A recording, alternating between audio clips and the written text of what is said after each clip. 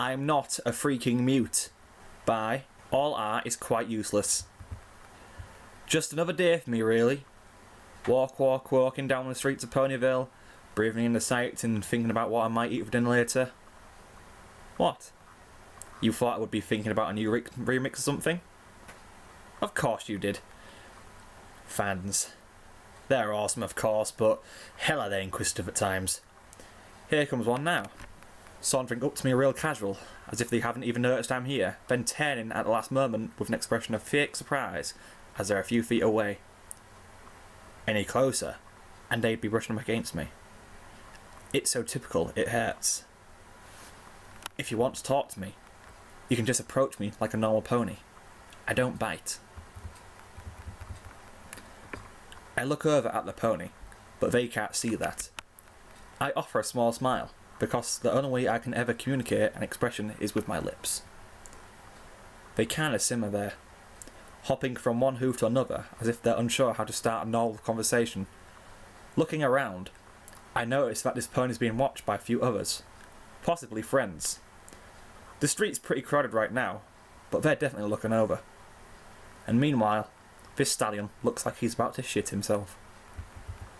It's a little cute really, but it gets old fast. Hey, what's up? I ask in a chipper tone, hoping to break through some of those nerves he's pretending to so strongly engage him in some sort of dialogue. It's clearly what he wanted after all. Oh, he responds, jolting in place. And that's all he says. It's strange, to say the least. And as much as I don't want to entertain my first guess as to why the reason is, I'm used to it by now. Why the surprise? I ask, hoping it's not going to be another one of those conversations. It's just that he stammers, causing me to lean in. I didn't realise that you could speak. He kind of nodded in affirmation to his words as he finished, looking everywhere but at her. And there it was. How long had it been since some pony had said that now? 4 days?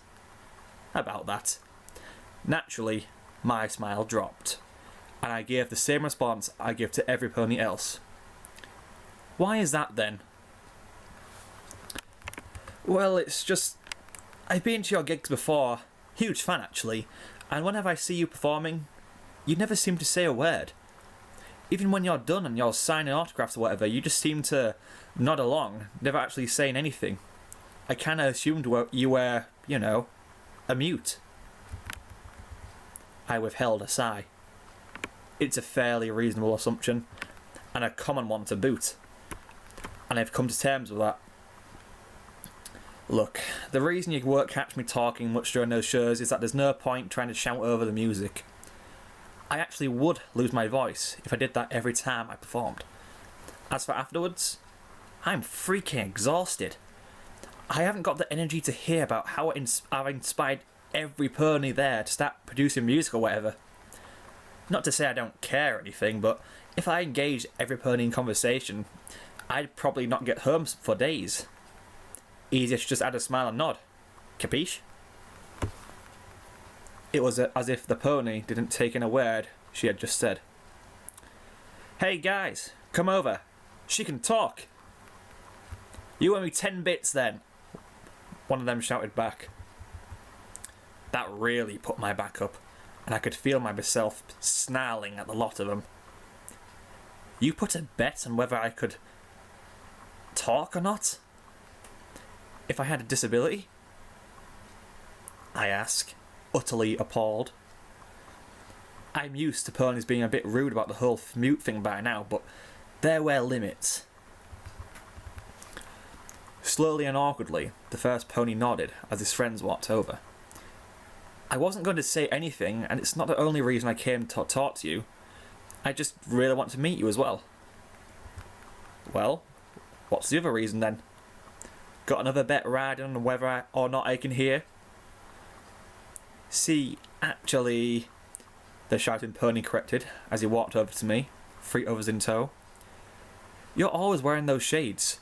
I was wondering if it was a blind thing or something. I can see you've got a muzzle that looks like a cinder block.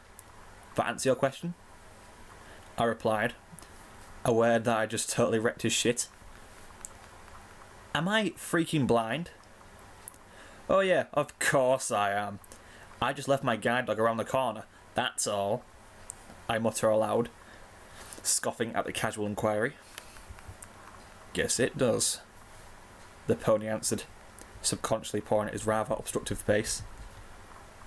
There's got to be a reason you wear those shades though. You literally always have them on. You ever heard of Image? I answer with a derisive laugh.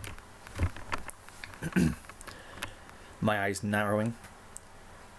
You see these shades, you think pwn free. That's the idea anyway. Not everything has an ulterior motive or secret reason behind it. Alright. One of the ponies in the back piped up. What about the vampire thing? Hold on a sec, that's a new one. I feel my lips part as the confusion hits. Vampire? How? Well, your coat is pure white, and you're usually out at night. You're always wearing those shades, the cinder-block muzzled pony repeated. And to top it all off, we've got no reason to believe that you're not a vampire. That had to be the shittiest reasoning I've ever heard for anything, ever.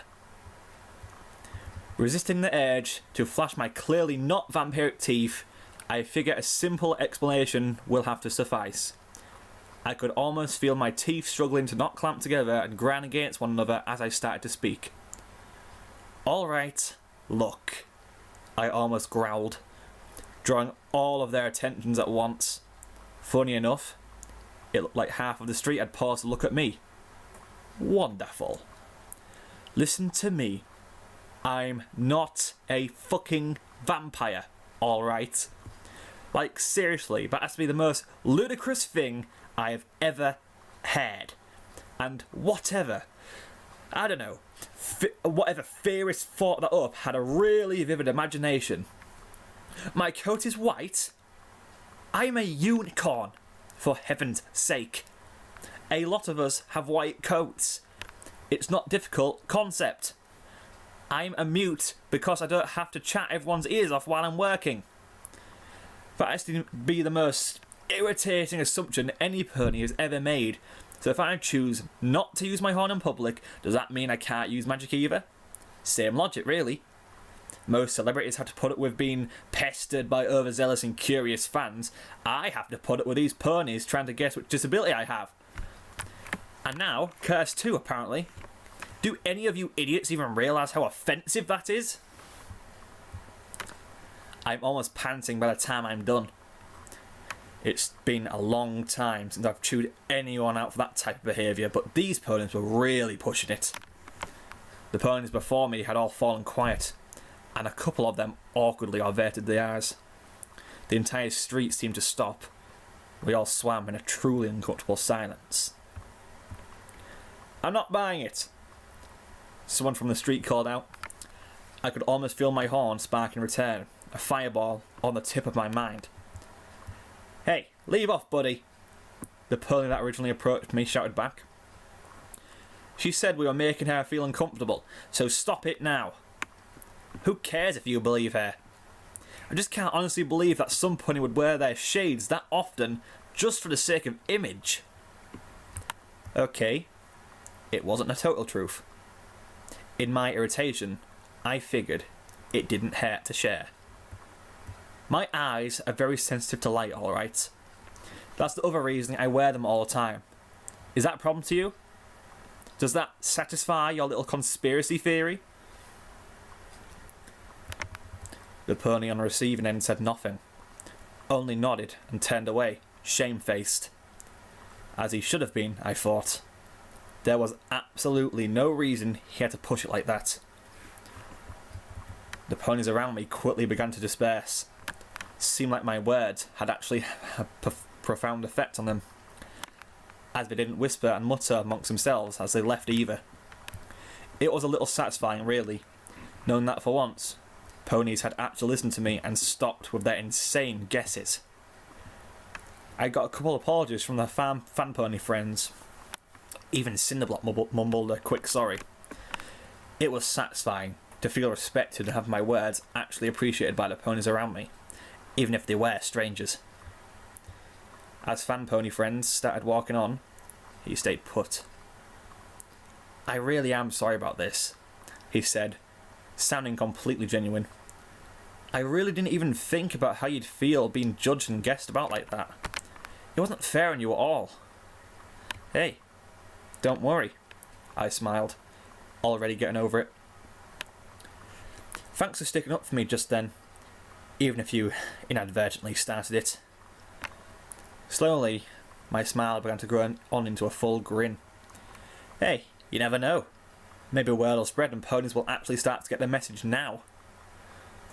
"Well, you can only hope," Fanboy replied, his expression pleasant and warm. "So," he snickered, "not a vampire then?" My grin didn't falter. "Nah, dude, I'm a freaking mole pony if you must know." Alright, I get it." He laughed, a slight tint to his cheeks. "It was nice meeting you, Vinyl." Wasn't so bad for me either," I winked, flicking up my shades in the process he'll get a full eyelid bat. "Anyways, I'm going to head off. Try not to suck up any blood anymore before I get home." I left him laughing, not waiting for a response. Glancing back, I saw he'd gone back to join his friends, and my thoughts quickly went back to dinner.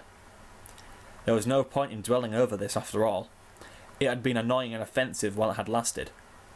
But it was over now, and something good seemed to come of my little rant in the end.